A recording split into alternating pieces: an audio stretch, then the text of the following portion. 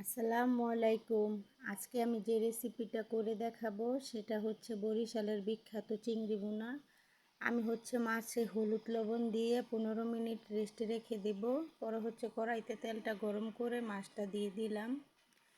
মাছটা লাল হতে হতে আমি এই যে মশলাটা তৈরি করে নেব। পেঁয়াজ আর একটা রসুন সাথে বেটে নিয়েছি, এখানে কোনো আদা বাটা দিব না। তারপর হলুদ মরিচ আর শুধু লবণ দিয়ে মেখে অল্প শুধু একটু হাতে মাখা পানি দিয়ে দিব। এখানে আর কোনো এক্সট্রা পরিমাণ কোনো পানি দিতে হবে না, অল্প একটু পরিমাণ শুধু হাতের মাখা পানিটা দিয়ে দিব। তারপর মাছটা ভালো করে উল্টে পাল্টে আমি লাল করে নিব। মাছটা ভালো করে ভেজে নিব। তারপর মশলাটা ভালো করে কষাবো। আমার এই প্যানটা একটু বড়,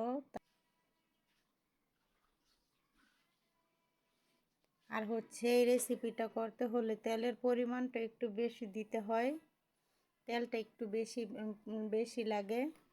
ভুনা ভুনা করলে এমনিতেই তেলটা একটু বেশি দিতে হয়, তাহলে উপরে একটু তেলটা বেশি আসে, না হলে ভালো লাগে না।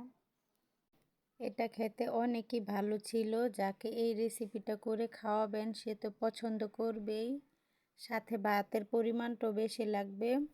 আঙুল চেটে পুটে সবাই খাবে। তারপর মাছটা আমি এক সাইডে রেখে আরেক সাইডে আমি মশলাটা দিয়ে দিলাম, দিয়ে ভালো করে একটু কষিয়ে নেব। প্যানটা বড় দেখে আমি মাছটা নামিয়ে নিলাম না, না হলে আমি অন্য পাত্রে রেখে মশলাটা কষিয়ে নিলাম।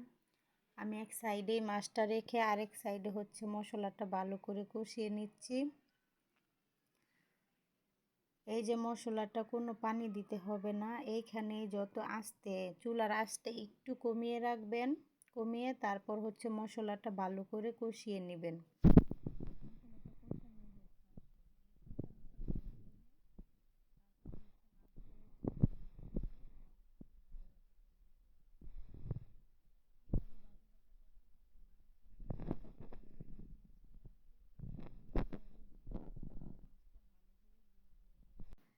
আমার ভিডিওটা যদি আপনাদের ভালো লাগে অবশ্যই আমার চ্যানেলটি সাবস্ক্রাইব করবেন, আপনাদের ফ্রেন্ডস অ্যান্ড ফ্যামিলিদের সাথে রেসিপিটি শেয়ার করবেন।